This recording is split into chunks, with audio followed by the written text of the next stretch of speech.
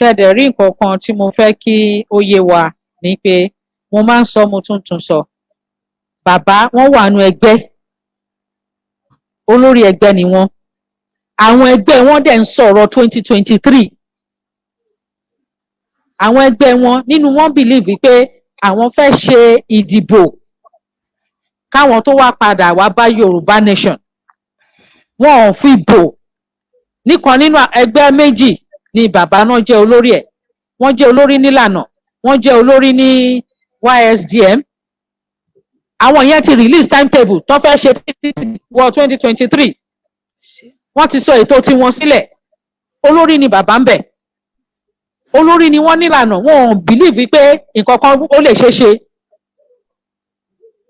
so báwo ni ẹ ṣe fẹ́ wípé ìrìn 2022 tọ́lọ̀ ní káwárìn àti tiwọn tó jẹ́ 2023 kò lè papọ̀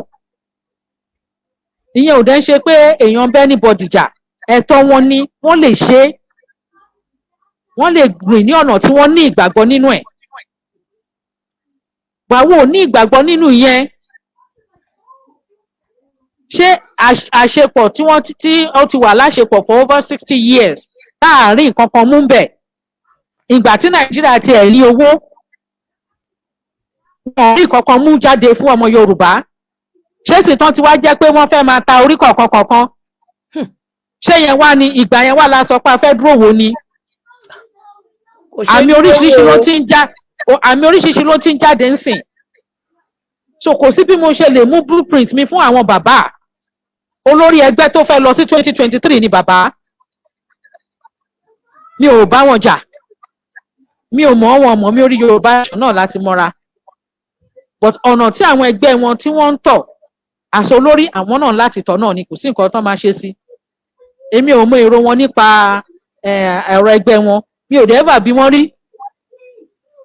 yà kí ni blueprint ẹgbẹ́ yín o báwo náà ṣe ń ṣe lẹ́gbẹ́ yín o láíláí mi ò ń béèrè àwọn nǹkan bẹ́ẹ̀ yẹn mi ò ń kọjá àyè mi mo máa ń respect èèyàn ni so nípa ìrìn tí Ọlọ́run ní káwa rìn fún 2022 yìí tá a dẹ̀ ń gbégbèsè yìí kò ní ìkọ̀kan ìyẹn ò ní pé wọ́n bá bàbá sọ mo ń bá bàbá sọ̀rọ̀ but kò ń ṣe pé lórí ọ̀rọ̀ ìrìn àjò Yorùbá nation mi ò bá wọn sọ lórí yẹn mọ́ gbà tó ti yé mi mo dẹ̀ mọ̀ pé èmi lèmi máa yẹra èmi ò lè ní káwọn kúrò níbi tí wọ́n ti ń ṣe olórí náà èmi lèmi máa yẹra mo dẹ̀ yẹra interest ọmọ Yorùbá yìí náà ni èmi dẹ̀ mọ̀ nǹkan tó fẹ́ ṣẹlẹ̀ tó gbogbo àná dẹ̀ ti ń rí tí ò bò mọ́ mo ti ń sọ over 18 months mo ti ń sọ tí mò ń sọ kí n tó gbójú síta ara mo ti ń sọ pé àwọn nǹkan báyìí máa ṣẹlẹ̀ o nǹkan báyìí máa ṣẹlẹ̀ wájú Ọlọ́run àti òun dẹ̀ ti ń ṣẹlẹ̀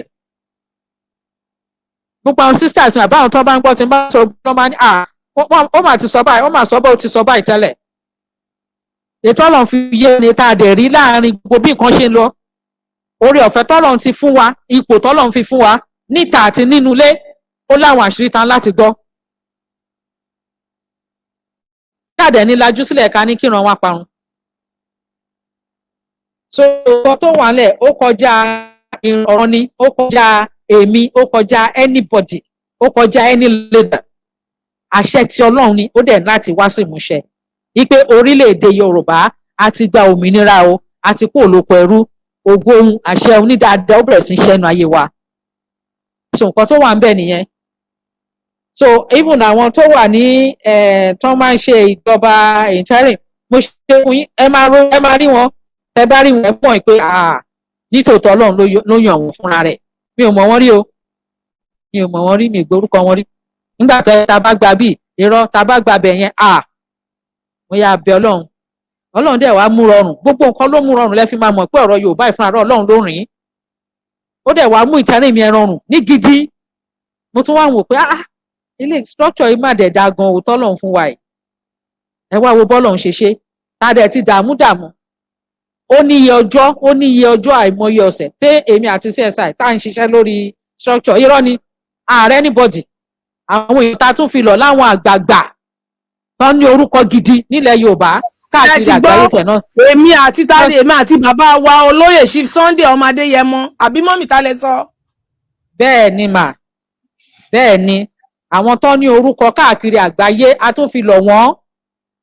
wọn ò réèyàn fún wa. Gbà tó wá di pé ó rí bẹ́ẹ̀ mo á ní kò ṣeé ṣe, tá a bá declare láti níjọba mo ṣe bẹ̀rẹ̀ sí bẹ Ọlọ́run nìyẹn o. Ọlọ́run wá fún mi ní àṣírí eléyìí o. Tẹ́ bá rí ẹ̀yin náà mọ̀ ọ̀pọ̀ Ọlọ́run ló rin ìrìn àjò, òun ló assure wa definitely pé ọmọ Yorùbá ti dúró, kò ń ṣe èèyàn ló ṣe. So nǹkan tó wà ń bẹ̀ nìyẹn. Èmi ń sìn mi ò lè ṣiṣẹ́ pẹ̀lú 2023 pẹ̀lú ọ̀rọ̀ ìbò, mi ò lè ṣe nǹkan tó ń gbàgbọ́ àwọn tó fẹ́ dìbò, àwọn tó ń lọ dìbò, nǹkan tó ń gbàgbọ́ ni wọ́n dẹ̀ ní right àti rìnrìn tiwọn, mi ò lè ṣe torí mo mọ nǹkan tó túmọ̀ sí. Àkọ́kọ́ ẹ jẹ́ kí n sọ nǹkan kan fún yín, nǹkan tí wọ́n rìn tí wọ́n mọ ewu tó wà ń bẹ̀. Àwọn sọ pé táwọn bá dìbò tán tí ò bá bọ́ sí àwọn fẹ́ jà, ìdí nìyẹn o, kò ní ṣeé ṣe. Ìdí ni pé àkọ́kọ́ each time tá a bá lọ dìbò a tún ti renew amalgamation wa nìyẹn, wípé ká wà papọ̀, àkọ́kọ́ nìyẹn. Ṣé wá rí nǹkan tá a sign nìyẹn bíi contract ni, contract la sign o. So tá a bá wá dìbò tán tí ò wá bọ́ sí ọ̀dọ̀ wa ká wá la fẹ́ jà, ṣé mọ̀ pé a ti sign contract, ṣé mọ̀ pé àwa làwa ń breach contract nìyẹn, àwa làwa fẹ́ da contract rú nìyẹn. Ṣé ẹ understand? So tá a bá sọ pé àdúródìgbà yẹn ni Ọlọ́run ò ní jẹ́ aráburú, àdúródìgbà yẹn mi ń sọ fáwọn tó ń pariwo ní o tí ò yé wọn wípé àkọ́kọ́ ẹ kọ́kọ́ sign ìwé oko ẹrú náà, number 1. Number 2, tẹ́ ẹ bá di pé bóyá ẹ win ẹ ní agbára kankan mọ́, ẹ lè jà, torí tẹ́ ẹ bá jà wọ́n máa ní àṣebó ti wọ ìbò náà, ó ti agree lórí contract amalgamation, ẹ tún ti sopọ̀ padà náà, kí ló dé tó wá ń jà nítorí ò win? Ìyẹn ò mean pé kò jà náà, ó yẹ kó o fọwọ́sowọ́pọ̀ pẹ̀lú ẹni tó win ni, ó yẹ kó o fọwọ́sowọ́pọ̀ pẹ̀lú ẹni tó win ni. Ṣé mọ̀ pé ló bá kanlẹ̀ nìyẹn o, ló bá lulẹ̀ pátápátá. Number 1 nìyẹn. Tó o bá dẹ̀ tún wá sọ pé o win, ṣó ti yé yín? Àkọ́kọ́ constitution wo ló fẹ́ fi ṣe ìjọba? Amendment tán ṣe wọ́n tún ba ìtàn ló wà ńlẹ̀ jẹ́ tí ò dáa ni. Lẹ́yìn náà a ní nọ́mbà ń lò nínú ẹgbẹ́ òṣèlú, a ní nọ́mbà, ṣó ti yé yín? A ní nọ́mbà. Wọ́n ti pín nọ́mbà sókè, wọ́n ti lu jìbìtì. Ẹ ṣàgbọ́ táwọn òyìnbó yẹn ń sọ nípa àwọn ti ṣe jìbìtì census, àwọn ti ṣe jìbìtì gbogbo ẹ̀ fún wọn. So wọ́n ti kó nọ́mbà sókè lọ́hùn yẹn tó dẹ̀ jẹ́rọ́ ni, gbogbo àgbáyé ló mọ̀ pé tẹ bá ti ń kó bí omi nọ́mbà máa ń dínkù, but Nàìjíríà ó yàtọ̀, òdì kejì ní. Tẹ bá lọ Google population Nàìjíríà máa rí pé òkè lọ́hùn ló pọ̀ ju ti bí lọ. Ṣé rí ìgbà tí èèyàn kankan nínú àwọn governors tó wà ń bì báyìí wọn gbé wọn lọ sí kọ́ọ̀tù láti challenge document yẹn, wọn gbé wọn lọ kọ́ọ̀tù wípé ẹ ṣe máa sọ pé pọ̀ jù wá lọ ń bì. Meanwhile tẹ bá lè fẹ́ jà létà yìí pé ẹ win, wọ́n á gbé document jáde fún yín pé bó lẹ ti rí nọ́mbà tẹ fi win. Wọ́n á ní bó lẹ ti rí nọ́mbà, wọ́n á ní àwọn làwọn ní nọ́mbà, ọ̀dọ̀ wọn lọ́fíìsì. So báwo lẹ̀yin ṣe rí nọ́mbà tẹ fi win? So ìjà ogun tẹ́ ẹ fẹ́ jà, ìtàjẹ̀sílẹ̀ tẹ́ ẹ fẹ́ kó ṣẹlẹ̀, gbogbo ìparun kọ́pọ̀ àwọn èèyàn tẹ́ ẹ fẹ́ kó ṣẹlẹ̀, á wá ṣẹlẹ̀ ńgbà yẹn. Táàtì ẹ̀sìn dọ́gbọ́n díẹ̀ àárín lẹ́gbẹ̀lẹ́gbẹ̀ ń sìn tọ́lọ̀ dẹ̀ ń ṣe ìyanu láàrógun. Tẹ bá sọ pé fẹ́ jà ńgbà yẹn, wá fẹ́ ja ogun nìyẹn, ogun tí ò dẹ̀ ní ààrẹ nínú ni. So kí ló dé tí a fẹ́ sọ opportunity tọ́lọ̀ ń fún wa, kí ló dé tá a máa sọ pé a fẹ́ sọnù, àlè sọnù náà? Torí sì ìjà tá à ń jà lọ́wọ́ sí ni pé orílẹ̀-èdè ni wá, àwa o indigenous people ni wá, a ní right to self determination. So nísìn a sì ń jà ìjà tó tọ́ là ń jà lọ́wọ́ báyìí. Àlàyé dẹ̀ ni àbẹ́nikẹ́ni jà, àlàyé tí ò yé àwọn èèyàn àwọn la fi ń yé wọn pé ẹ wo, in fact mo sọ níta débi pé kọ́kọ́rọ́ oko ẹrú tẹ́ fi sílẹ̀ èdè ni, èdè tó ń ṣe tiwa, ẹ fẹ́ fi pa ìran wa run ni, ìran wa ò dẹ̀ nípa run. Àwọn náà ti rí significance èdè o, òun náà ṣe ní kàn máa kọ́ ní gbogbo primary school sí, títí ẹ máa fi wọ secondary school èdè yìí náà máa fi kọ́ yín. ṣe ẹ ríṣẹ́ báyìí. So gbogbo àwọn ìgbésẹ̀ tá a ti gbé yẹn ó ń jẹ́ ká rìn ní ọ̀nà àre ṣe mọ̀ ọ̀nà ẹ̀tọ́ right way right path. So dẹ̀ ká conclude ẹ ní ara conclude tiwa ní 2022 gbàtà táwọn máa wọ 2023 Yorùbá nation ni pẹ̀lú orílẹ̀-èdè wa ìjọba wa nǹkan wa gbogbo nǹkan wa ṣá táwọn èèyàn wa ti ń ṣe òfin wa. In fact nínú àwọn tó fill out forms a lot of lawyers wà ń bẹ̀ iṣẹ́ dẹ̀ máa pọ̀ fún wọn torí àwọn lawyer máa ní àwọn tó máa ṣiṣẹ́ nígbà tó bá ń ṣe constitutional conference. Àwọn náà máa translate ẹ̀ sí òfin gbogbo nǹkan tó bá sọ àwọn náà máa kọ́ ní òfin tó dẹ̀ máa kà padà fọmọ Yorùbá pé nǹkan tẹ́ sọ lélẹ̀. Òfin táwọn ọmọ Yorùbá bá sọ ní àpérò yẹn ní conference yẹn àwọn lawyers tó máa ṣiṣẹ́ ń bẹ̀ àwọn ọ̀dọ́ lawyers tó máa ṣiṣẹ́ ń bẹ̀ àgbàlagbà náà lè ṣiṣẹ́ o kò ń ṣe pé ọ̀dọ́ nìkan ló lè gbaṣẹ́ bọ̀ èmi kàn sọ ọ̀dọ́ ni mo fẹ́ kó pọ̀ jù ṣáá kọ́lọ́run kó ṣàánú fún mi torí mo fẹ́ kó gba àwọn ọ̀dọ́ ṣàbúyọ ni torí mo mọ̀ pé ògo pọ̀ lára wọn gan-an ni. Tí n bá rí ọmọ mi ìgbà míì wọ́n á mú ìmí ó ṣiṣẹ́ burúkú ẹ wo ọjọ́ kan sister mi send clip sí mi àwọn wọ́n sọ pé àwọn pààyàn wọ́n fáwọn ní I don't know maybe 1.5 or something ẹ̀yin márùn-ún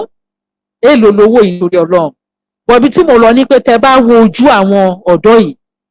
ẹ rí wípé wọ́n bà ògo wọn pátápátá ni ògo dẹ̀ wà lára wọn. Nǹkan tèmi fẹ́ nìyẹn ògo yẹn ni mo fẹ́ kó jáde lára gbogbo àwọn ọmọ ẹ wọ ẹnujọ́ mẹ́ta yìí ṣé irú nǹkan tá a fẹ́ nìyẹn wọ́n bẹ̀rẹ̀ sí pa àwọn ọmọ káàkiri wọn ní kóòtù kí ló ń jẹ́ bẹ́ẹ̀ ṣé tó ti níṣẹ́ tó ní nǹkan tó ń ṣe tó ní nǹkan ológo tó ń ṣe níbo ló ti ráyè irú rẹ̀ wọ́n kàn máa gbẹ para wọn just like that wọ́n cut life wọn short. So àwọn tó ń fẹ́ rin ìrìn 2023 èmi ò bá wọn jà mi ò ever sọ̀rọ̀ against wọn rí mi ò takù wọn rí mi ò sọ pé nǹkan tó ń ṣe ò dáa èmi believe pé right wọn ni because they have the right to choose. Mo jẹ́ believe in the fundamental human right.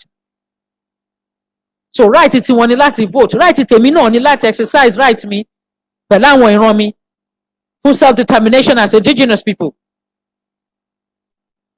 So ọ̀nà tèmi ń lọ nìyẹn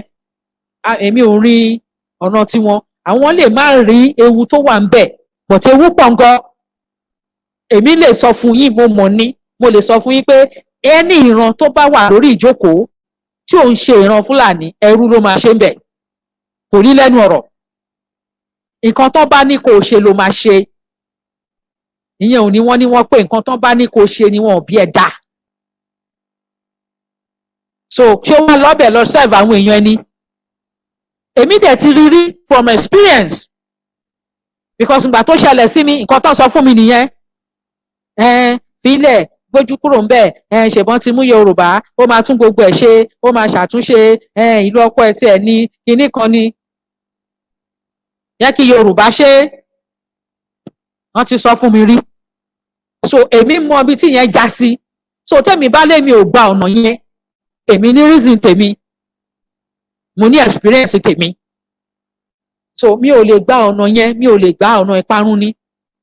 wọ́n ní wọ́n pè sí wọ́n ti wọ ọkọ̀ Nàìjíríà gbogbo àpapọ̀ orílẹ̀-èdè tó wà Nàìjíríà ó ti wà ní etí ditch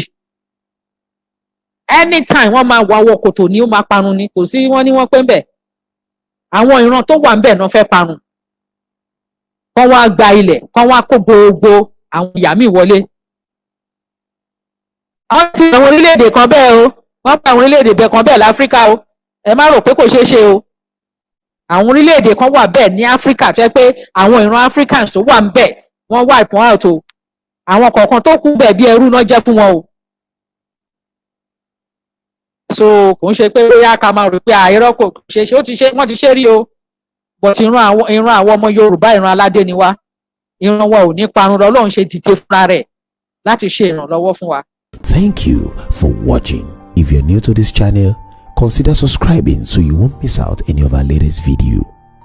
My name is Akianabi. I'm a video director and TV producer of Akomolowe on African Magic. Keep watching Drivetv. olólùfẹ́ Drivetv àti gbogbo ẹ̀yin tí Fẹ́mi Sola ẹ máa wo Drivetv. Keep watching Drive TV. My name is Wole Agba. Taking this time out to tell you all that you keep watching Drive TV. What drive ẹ̀wọ̀ ní ògo ẹ̀? What drive ẹ̀wọ̀ fulfilment? What drive ẹ̀wọ̀ bí tó bá lọ? Ó ní iṣẹ́ rìn. Ibi ni kò máa wò. Drive TV. Thank you. Chloe. Drive TV, driving you around the world.